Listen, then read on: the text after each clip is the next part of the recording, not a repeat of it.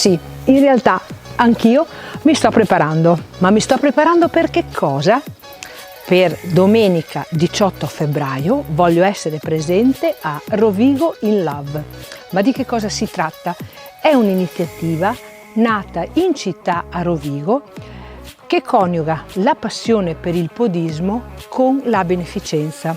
In realtà trattasi di un'iniziativa che prevede una raccolta fondi da destinare alla beneficenza e che prevede l'organizzazione di 2 percorsi distinti per la città di Rovigo, mettendo assieme quindi i podisti cultori di questo sport e le persone appassionate che si stanno come me allenando con i loro amici a 4 zampe, con i compagni, con le famiglie, con i ragazzini.